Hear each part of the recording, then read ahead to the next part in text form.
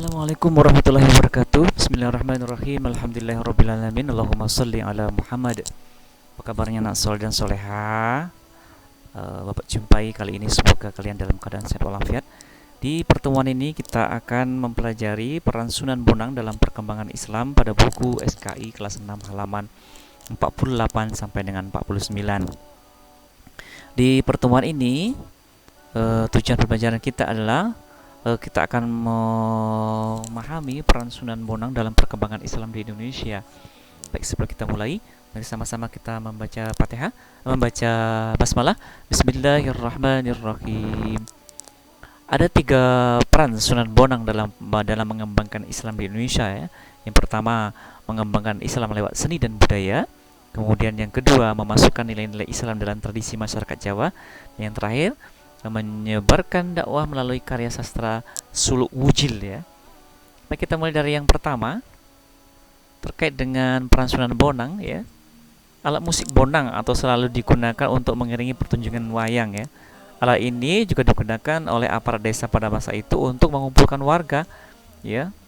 Jika ada informasi-informasi yang terkait kepada masyarakat. Nah, kondisi masyarakat di masa itu mereka sangat menyukai pertunjukan wayang yang dimanfaatkan oleh Sunan Bonang. Nah, pertunjukan wayang yang diminati, yang disukai oleh masyarakat pada masa itu menjadi daya tarik, menjadi alat sebagai dakwah Islam Sunan Bonang untuk supaya mereka berupaya untuk upaya mengajak simpatik umat pada masa itu memeluk agama Islam. Dengan memasukkan pesan-pesan dalam dakwah dalam pertunjukan seni dan budaya pada masa itu. Nah, ini salah satu alat musik bonang ya.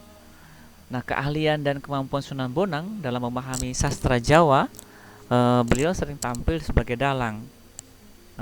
Turut berperan dalam menyempurnakan dalam pertunjukan ya. Menyempurnakan susunan gamelan, kemudian menambahkan lagu-lagu, menambah ricikan ya. Ricikan kuda, gajah, harimau, garuda, kereta, porang, dan rampongan. Ini istilah-istilah dalam musik alat Sunan Bonang itu sendiri. Kemudian mengubah tembang-tembang Jawa dan membuat berbagai jenis gending. Dan penemu alat musik bonang. Itulah tadi alat musik bonang. Kemudian memasukkan nilai-nilai keislaman dalam tradisi masyarakat Jawa. Jadi masyarakat Jawa mengenal ada istilah ritual pancamakara ya dalam ajaran Tantrayana, yaitu ada sebuah upacara yang dilakukan untuk duduk mengelilingi sebuah makanan gitu.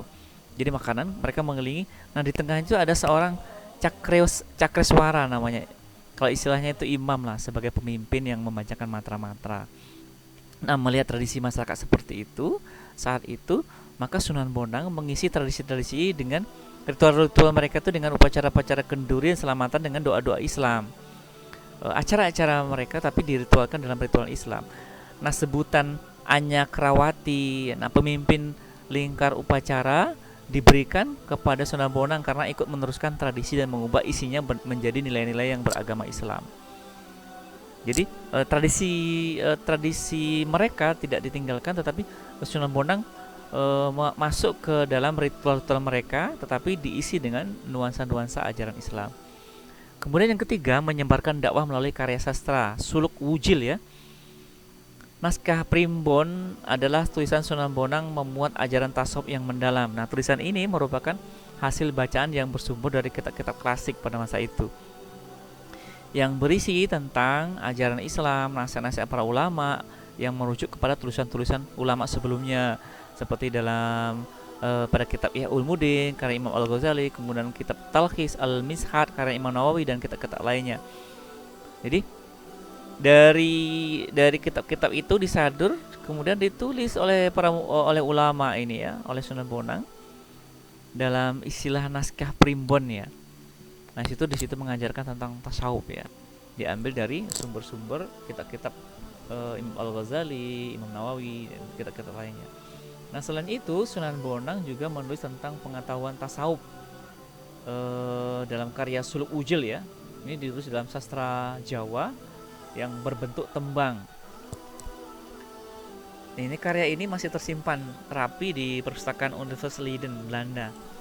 seperti lagu-lagu apa, banyak-banyak lagu yang diciptakan oleh para ulama-ulama sunan terdahulu.